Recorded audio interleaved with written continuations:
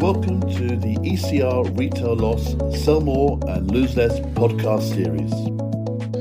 This week we're with Professor Emmeline Taylor, and we're looking at how retailers are starting to use more digital incident reporting systems to improve the recording and the compliance to recording in stores of non-emergency and emergency incidents, and how that data is then shared with the rest of the organisation to take actions.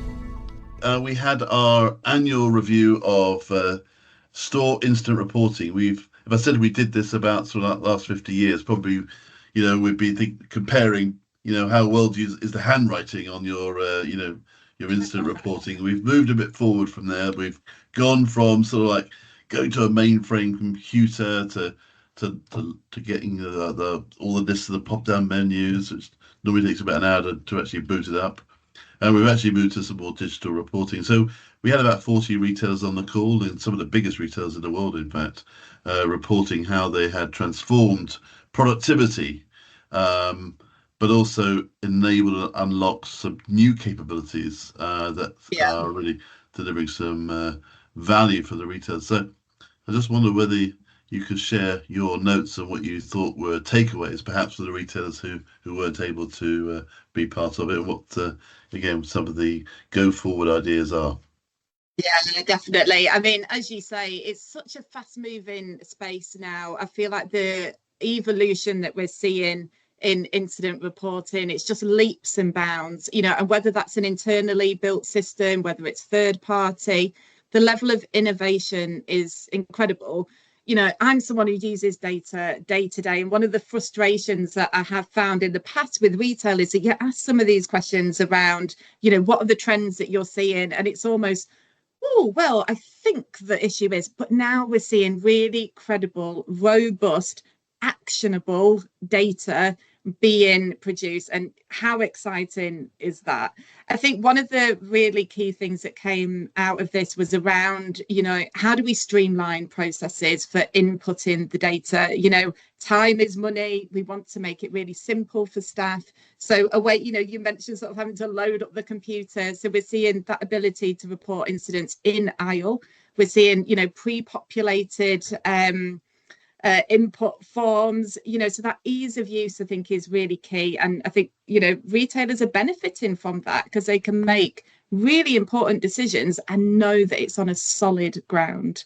Well, what was really good as well was a couple of retailers were able to tell us and were scanning the actual products that either, prevented from going out, or they detected had been stolen. Again, that's really vital information. So you're getting item level. But also, integration of the CCTV, the video footage, integration with license plate recognition systems, really starting to help build up, a case, and then being able to link those cases.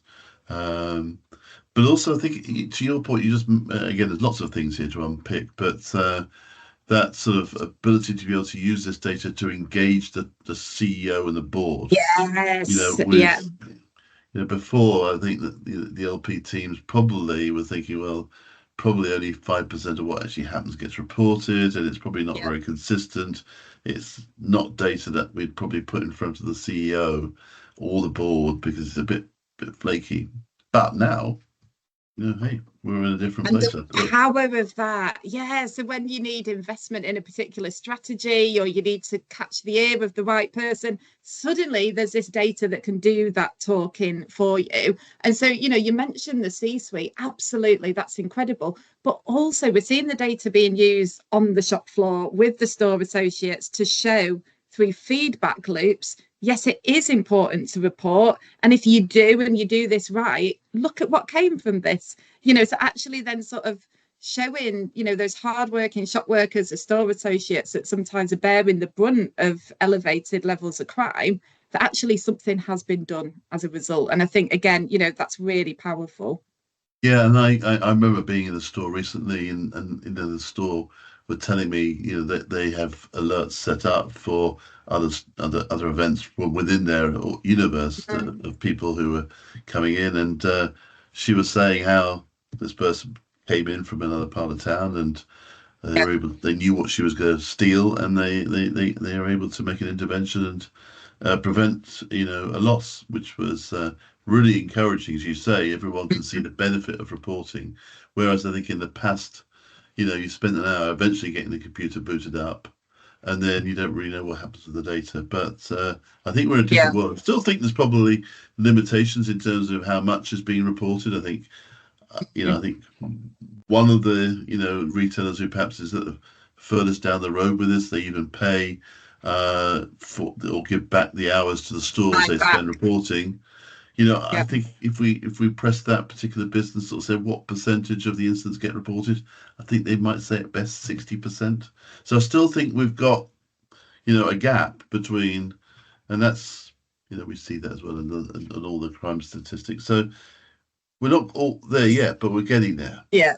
Yeah, definitely. But I mean, if you compare that against police recorded crime, in England and Wales, it's thought probably 3% of incidents are being reported to the police. So if you can begin to get 60% being reported internally, that's a huge amount of visibility on, your high risk perpetrators, your repeat offenders, and being able to share that across the estate, because we know a lot of these offenders, they'll travel to commit offences all over the country, and I'm sure that's the same in the US and across Europe, that you have these persistent offenders. So it's definitely a move in the right direction, but I can see there's still a way to go.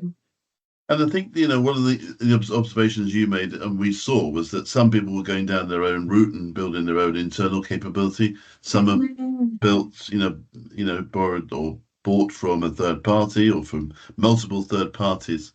So I think there's going to be a time where we get to say, well, hang about, we've all got these different systems. Can someone tell me how we can join all the data together, even though you've got, so I think that's something that I know that Lisa Labruno, who leads RELA, which is the North American Trade Association. I know she's got a really big field experiment, and that's something that they're facing into 3 or 4 different incident reporting systems. How do you make it one set of data? Yeah, it's got to be possible. And for me, that it's fine having different incident reporting systems, when law enforcement typically say that they're system agnostic, they will take data however it's going to be reported to them. But I think in order to have, that really broad overview, we need to think of what that plugin essentially looks like to be able to crunch it in a way so that we have this universal view. In terms of what is happening, that's when you do begin to take down, the big organised criminal gangs that hide in the shadows.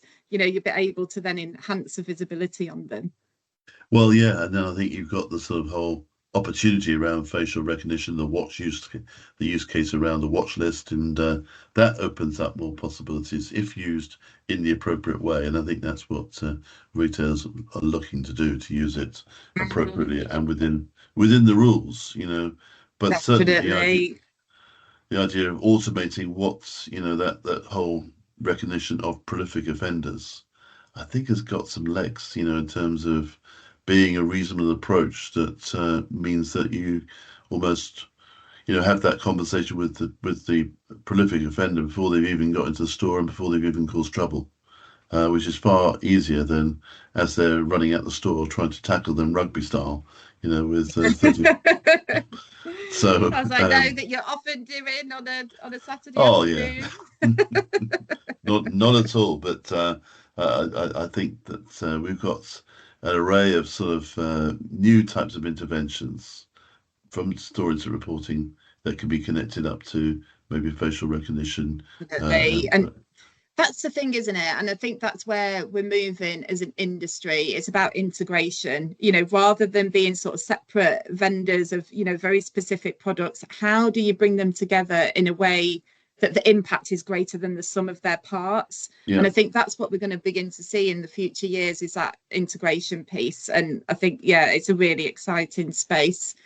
There was one thing actually that came up in the meeting that I thought was really innovative. So one of the frustrations, or when you have retail and law enforcement sort of going head to head, police often say, the retailers aren't reporting the crime correctly. So the call handler hears, there's a shop theft incident taking place, and so it's not prioritised within law enforcement.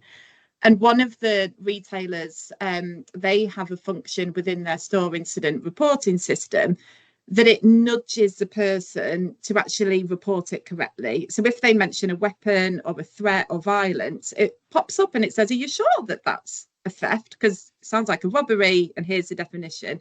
And I think that's really smart, because I think it will begin to show the severity of some of these incidents, that they can't just be dismissed as a petty shop theft incident, that actually there's violence, whether threatened or actual use of violence. So yeah, that really was interesting for me.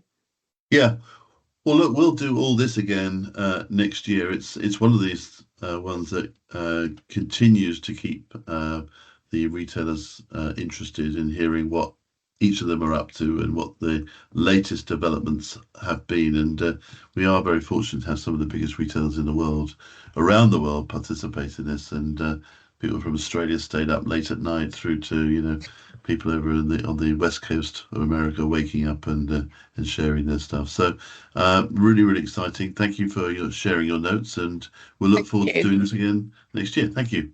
Bye-bye. I can't wait. Thanks. Bye. Bye-bye. Bye. Well, that's all we have time for this week.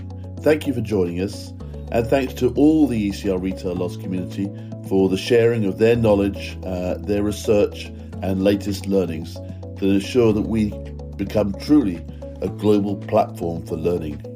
My name is Colin Peacock. This is the Sell More and Lose Less podcast, and if you liked it, please subscribe so you automatically get all future episodes. And also, if you think your colleagues and friends might also like it, please ask them to follow ECR Retail Loss on LinkedIn and tune in to our next podcasts. If you didn't like it, then let us know and we'll try and fix it. Either way, see you next time. Thank you again.